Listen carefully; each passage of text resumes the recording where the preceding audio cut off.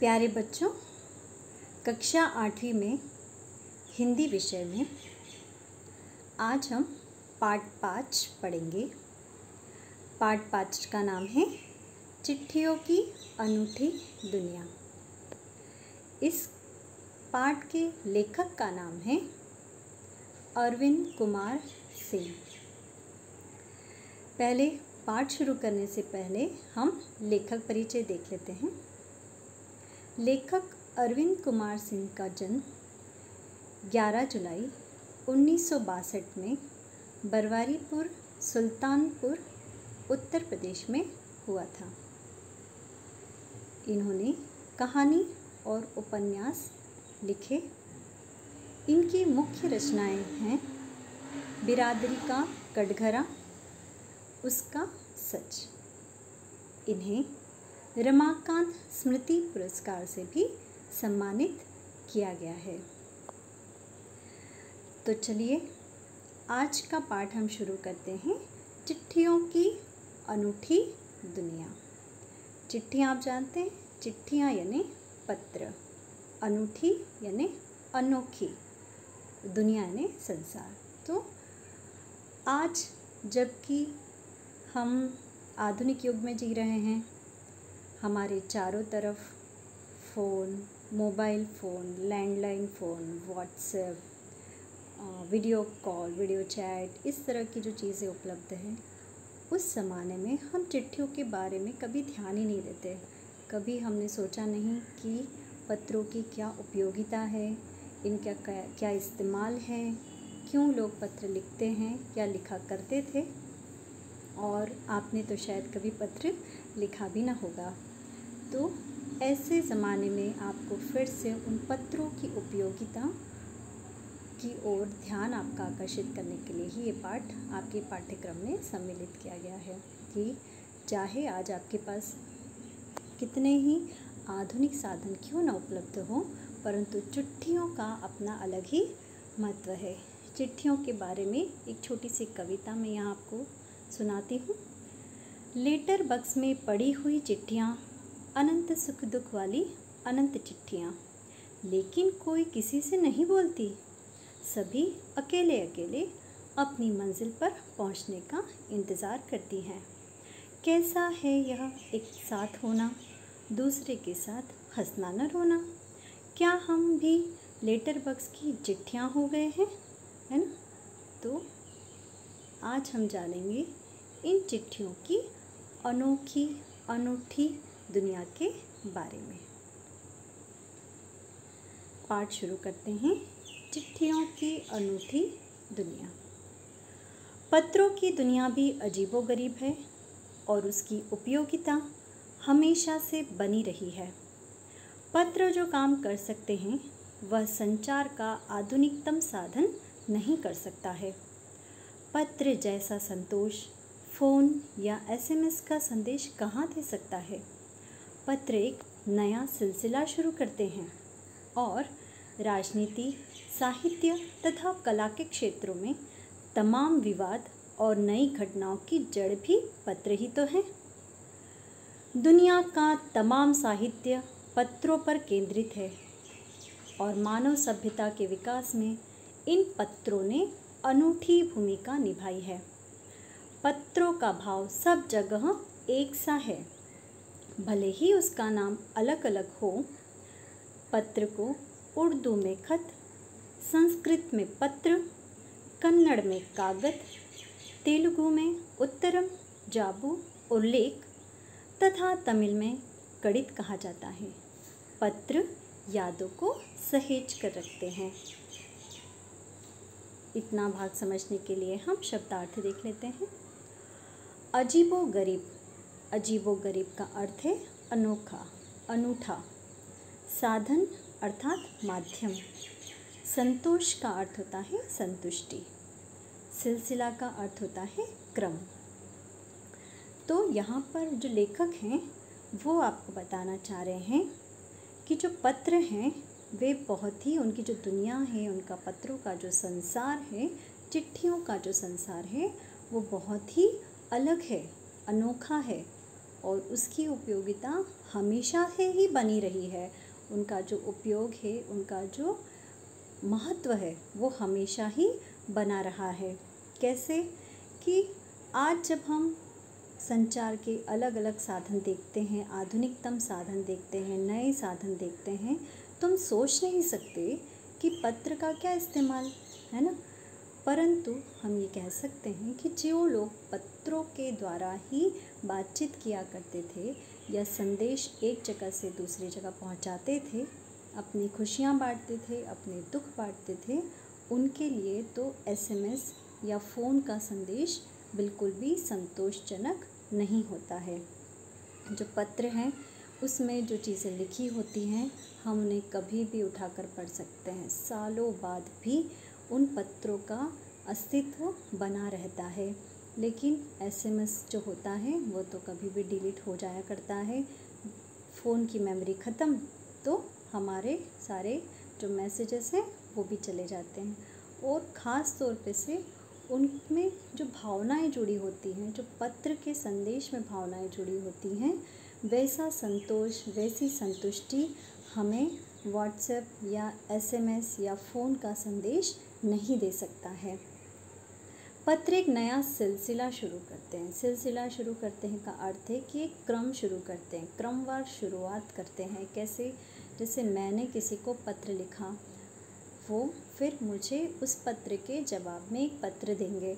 तो इस तरह से क्या होगा, दोनों तरफ से बातचीत हमेशा जारी ही रहती है। एक जब तक उस पत्र का जवाब नहीं आता तब तक जो इंतज़ार का सिलसिला है वो हमेशा ही बना रहता है। और क्या करते हैं ये? राजनीति, साहित्य और कला के क्षेत्रों में तमाम विवाद और नई घटनाओं की जड़ भी पत्र ही होते हैं। अगर आपने कभी आप अखबारों में पढ़ते हों या आप न्यूज़ चैनल में देखते हों तो क्या होता है कि जो राजनीति से जुड़े हुए लोग हैं, साहित्य से जुड़े हुए लोग हैं, कला के क्षेत्र से जुड़े हुए हैं, उनके बीच में जो बहस है, उनके बीच में जो झगड़े होते हैं या जिस भी प्रकार का उनका आपस में बातचीत करने का जो तरीका होता है वो सब भी क्या होता है, पत्रों के माध्यम से होता है ना। वो ऐसा नहीं करते कि फ़ोन उठाया और लगा दिया, पत्रों के माध्यम से एक दूसरे से अपनी बात वे कहते हैं और एक तरह से एक नया सिलसिला शुरू होता है। तो जो भी नई घटनाएं होती हैं उनकी जड़ यानी उनके मूल में क्या होते हैं, पत्र ही होते हैं।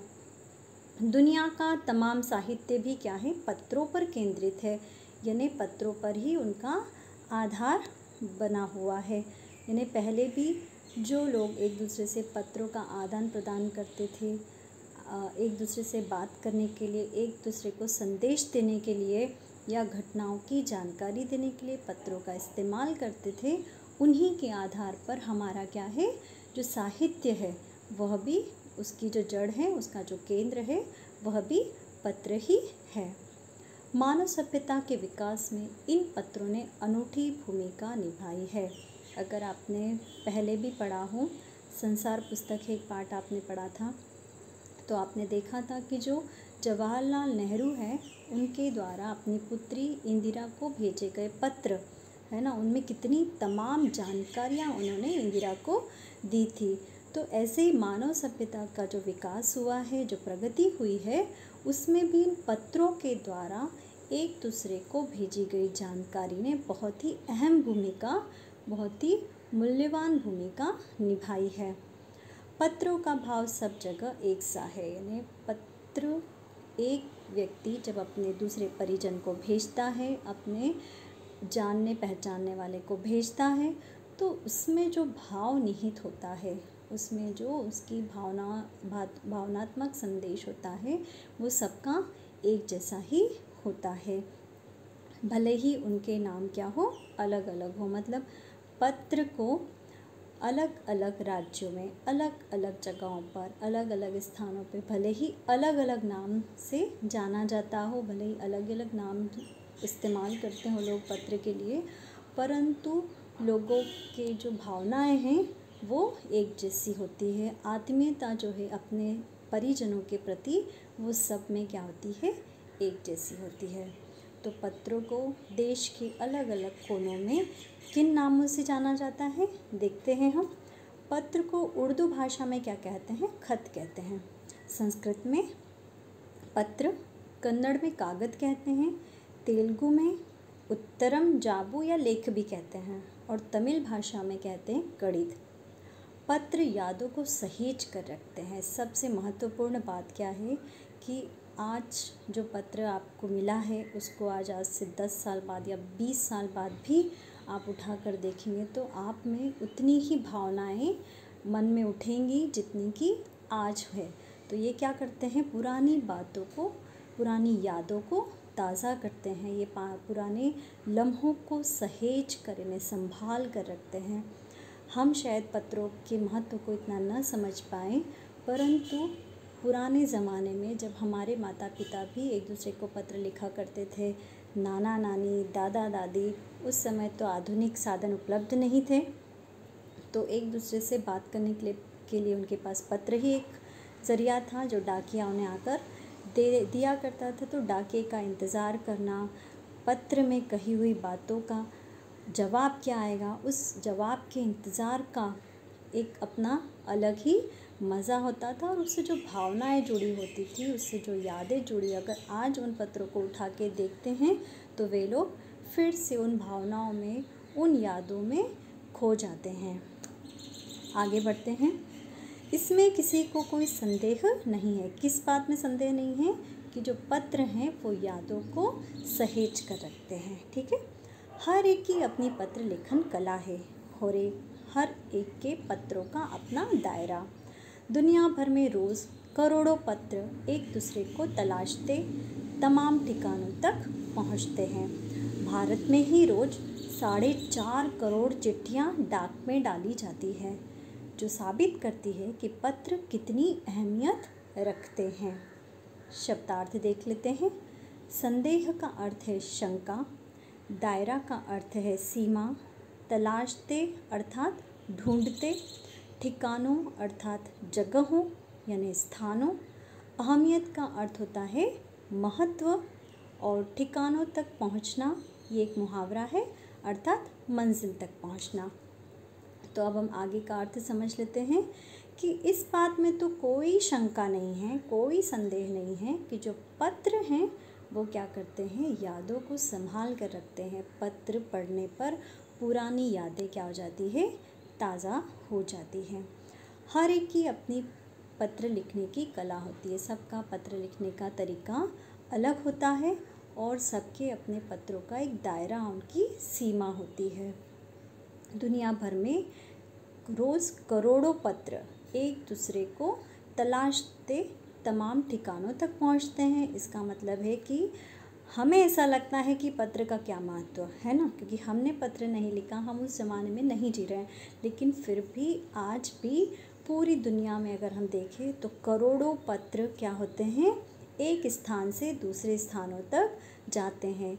देश के दूर दराज इलाकों में रहने वाले लोग जिनके पास आधुनिक साधन उपलब्ध नहीं है, गरीब वर्ग जो है, आज भी इन पत्रों पर क्या है? पूरी तरह से निर्भर है। जहाँ पे नेटवर्क नहीं है ना, जहाँ पे मोबाइल फ़ोन की सुविधा उपलब्ध नहीं है, वहाँ तक जाने के लिए भी जो पत्र हैं वो सबसे सुगम और सबसे सस्ता साधन है। आज भी लोग पत्रों की आस में बैठे हैं। भारत में ही रोज़ 4.5 करोड़ चिट्ठियाँ, हम सोच भी नहीं सकते कितनी चिट्ठियाँ एक दिन में 4.5 करोड़ चिट्ठियाँ डाक में डाली जाती है। जो लेटर बॉक्स होता है उसमें डाली जाती हैं, जो साबित करती है, जो सिद्ध करती हैं, जिससे हमें पता चलता है कि वाकई में पत्र कितने मूल्यवान होते हैं, कितनी अहमियत रखते हैं, कितने महत्वपूर्ण हैं। पंडित जवाहरलाल नेहरू ने सन 1953 में सही ही कहा था कि हज़ारों सालों तक संचार का साधन केवल हरकारे या रनर्स और फिर तेज़ घोड़े रहे हैं। उसके बाद पहिए आए, पर रेलवे और तार से भारी बदलाव आया। तार ने रेलों से भी तेज़ गति से संवाद पहुंचाने का सिलसिला शुरू किया। अब टेलीफोन, वायरलेस और आगे रेडार दुनिया बदल रहा है। पिछली शताब्दी में पत्र लेखन ने एक कला का रूप ले लिया। डाक व्यवस्था के सुधार के साथ पत्रों को सही दिशा देने के लिए विशेष प्रयास किए गए। पत्र संस्कृति विकसित करने के लिए स्कूली पाठ्यक्रमों में पत्र लेखन का विषय भी शामिल किया गया। तो आगे शब्दार्थ देख लें। बदलाव का अर्थ होता है परिवर्तन, संवाद यानी बातचीत, गति यानी चाल, विशेष यानी खास, प्रयास का अर्थ होता है प्रयत्न, शताब्दी यानी 100 वर्षों का समय। पंडित जवाहरलाल नेहरू ने 1953 में क्या कहा था कि हजारों सालों तक संचार का साधन केवल हरकारे ने रनर्स जो दौड़कर एक स्थान से दूसरे स्थान तक संदेश लेकर जाते थे। तो कई सालों तक तो ये सिलसिला चलता रहा संदेश पहुंचाने के लिए। फिर उसके बाद क्या हुआ, जो तेज़ घोड़े थे ना, घोड़ों का इस्तेमाल किया संदेश पहुंचाने के लिए। फिर उसके बाद जब पहिए का विकास हुआ, जब पहिए की खोज हुई, तो फिर क्या होने लगा, संचार साधनों में वृद्धि हुई और फिर पहिए के द्वारा यानी जो दूसरे वाहन थे, पहिए से चलने वाले वाहनों के द्वारा संदेश पहुंचाया जाने लगा। फिर धीरे से क्या हुआ, रेलवे और तार के आविष्कार के बाद, उनकी खोज के बाद फिर और बदलाव आया और तेज़ी से जो संदेश थे वो पहुंचने लगे। तार ने रेलों से भी तेज़ गति से संवाद पहुंचाने का सिलसिला शुरू किया। रेल से अगर 2 दिन 4 दिन लगते थे, 6 दिन लगते थे, तो तार से तो और भी जल्दी क्या होना, संवाद यानी बातचीत या संदेश एक जगह से दूसरी जगह तक पहुंचाया जाने लगा। अब टेलीफोन, वायरलेस और आगे रेडार दुनिया बदल रहा है। अब क्या हो गया है, संदेश पहुंचाने के लिए टेलीफोनों का, वायरलेस का और रेडार का इस्तेमाल किया जाने लगा है।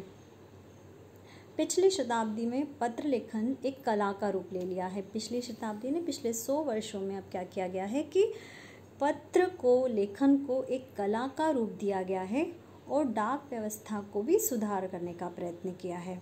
तो इस दिशा में और कुछ नए प्रयास किए गए, कुछ खास प्रयास किए गए, कुछ खास कोशिशें की गई कि उनकी व्यवस्था को सुधारा जाए।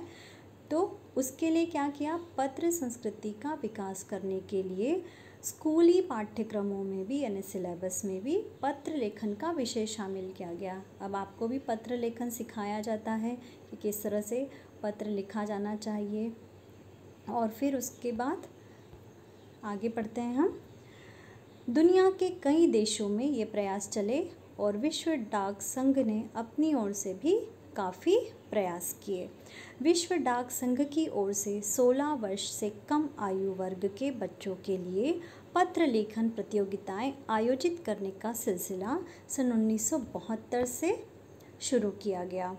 यह सही है कि खास तौर पर बड़े शहरों और महानगरों में संचार साधनों के तेज़ विकास और अन्य कारणों से पत्रों की आवाजाही प्रभावित हुई है, पर देहाती दुनिया आज भी चिट्ठियों से ही चल रही है।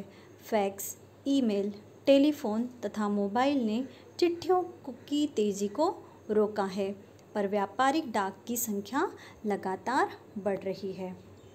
देहात का अर्थ होता है गांव, आवाजाही यानी आना जाना, आयु का अर्थ होता है उम्र और प्रभावित का अर्थ होता है असर पड़ना। तो दुनिया भर के कई देशों में किस तरह के प्रयास किए गए, विश्व डाक संघ ने भी अपनी तरफ से इन चिट्ठियों के प्रसार में चिट्ठियों की हालत सुधारने के लिए, डाकघरों की हालत को सुधारने के लिए कई प्रयास किए गए। और उनके प्रयासों में एक प्रयास क्या था, विश्व डाक संघ की ओर से 16 वर्ष से कम वर्ष के बच्चों को क्या किया गया, पत्र लेखन की प्रतियोगिताएं यानी प्रतिस्पर्धाएं आयोजित की गई। और ये कब से होने लगा, सन 1972 से। यह सही है कि ख़ास तौर पर अब क्या होता है कि जो महानगर हैं, बड़े नगर हैं, जहाँ पर टावर भी हैं, दूसरे अन्य संचार के साधन भी है, आधुनिक जितने भी साधन हैं वे सब उपलब्ध हैं, जैसे फैक्स है, ईमेल है, टेलीविज़न है, टेलीफ़ोन है, मोबाइल है। तो इनके कारण क्या है कि चिट्ठियों का विकास यहाँ पर कम हुआ, है ना। आवाजाही जो थी वो आसानी से लोग एक जगह से दूसरी जगह पर जाने लगे, पत्रों को भी एक जगह से दूसरी जगह पर ले जाने में सुविधा होने लगी। तो ये सब प्रभावित तो हुआ, कहाँ पर, शहरों में, और इसलिए वहाँ पे पत्रों का चलन थोड़ा सा कम हो गया। लेकिन जो देहाती दुनिया है, गांव के लोग हैं, गांव में आज भी चिट्ठियों का बहुत महत्व है। कहाँ, क्योंकि आज भी वहाँ पर जो आने जाने के साधन वे कम हैं। दूसरा कि वहाँ पर नेटवर्क और इस तरह के आधुनिक साधन जो हैं वे उपलब्ध नहीं हैं।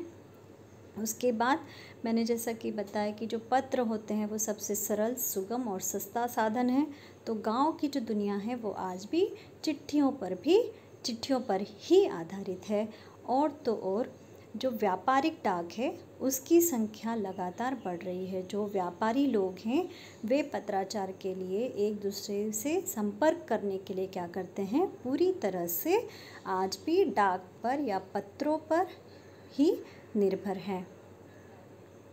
जहाँ तक पत्रों का सवाल है, अगर आप बारीकी से उसकी तह में जाएं तो आपको ऐसा कोई नहीं मिलेगा जिसने कभी किसी को पत्र न लिखा या न लिखवाया हो, या पत्रों का बेसब्री से जिसने इंतज़ार न किया हो। हमारे सैनिक तो पत्रों का जिस उत्सुकता से इंतज़ार करते हैं उसकी कोई मिसाल ही नहीं। एक दौर था जब लोग पत्रों का महीनों इंतज़ार करते थे, पर अब वह बात नहीं रही। परिवहन साधनों के विकास ने दूरी बहुत घटा दी है। पहले लोगों के लिए संचार का इकलौता साधन चिट्ठी ही थी, पर आज और भी साधन विकसित हो चुके हैं। शब्दार्थ देख लेते हैं। तह का अर्थ होता है गहराई, इंतज़ार का अर्थ होता है प्रतीक्षा, उत्सुकता का अर्थ होता है जिज्ञासा, मिसाल का अर्थ होता है उदाहरण, दौर अर्थात युग, और परिवहन यानी यातायात। तो अब जैसे हमने कहा कि अगर पत्रों की आप गहराई में जाएं, उनके बारे में और जानकारी हासिल करें तो आपको पता चलेगा कि कोई भी ऐसा नहीं है पुराने समय में, अगर हम देखें, जिसने पत्र का इस्तेमाल न किया हो, जिसने पत्र न लिखा हो। और अगर उन्हें नहीं भी लिखवाते आता है तो वो क्या करते थे, पहले दूसरों से लिखवा कर पत्रों का इस्तेमाल करते थे। संदेश पहुंचाने के लिए पत्र उनके लिए अत्यंत महत्वपूर्ण होते थे, और फिर पत्रों का बहुत उत्सुकता से इंतज़ार भी, प्रतीक्षा भी करते थे। और इसमें सबसे बड़ा उदाहरण किनका है, सैनिकों का। जो हमारे देश की सीमाओं पे तैनात सैनिक हैं वे तो पत्रों का बहुत ही ज़्यादा इस्तेमाल करते हैं। मतलब वे अपने परिजनों से बात करने के लिए क्या करते हैं, इन पत्रों पर ही निर्भर रहते हैं और उनके पत्रों का इंतज़ार भी करते हैं। तो पहले इस तरह का माहौल था कि पत्र लोग लिखा करते थे अपने परिजनों को और उसके जवाब का इंतज़ार किए करते थे। महीनों महीनों लग जाते थे अपने जवाब की इंतज़ार में। परंतु अब वो बात नहीं है, क्योंकि अब क्या है, परिवहन यानी यातायात के साधन, बहुत सारे साधन उपलब्ध हो गए, जिसके कारण क्या है, और विकास भी हो जाने के कारण क्या है कि लोगों के बीच की दूरी क्या हो गई है, कम हो गई है। तो जो इंतज़ार था, महीनों का इंतज़ार जो करना पड़ता था, अब वह नहीं रहा। पहले लोगों के पास संदेश पहुंचाने का एकमात्र एक इकलौता साधन क्या था, पत्र ही था, और अब तो कई साधन हमारे सामने उपलब्ध हैं। तो चलिए, अभी तक हमने पाठ में जो पढ़ा उससे क्या बातें निकल कर आ रही हैं। तो आज हमने पाठ में जाना कि संचार के साधन कौन कौन से साधन उपलब्ध हैं, और पहले कौन से साधन उपलब्ध हुआ करते थे, संचार के साधनों की उपयोगिता क्या है, उनका क्या महत्व है, और चिट्ठियों का जो अपना एक अलग ही अनोखा संसार है, उससे भी आज आपने भली भांति आप उससे परिचित हुए हैं।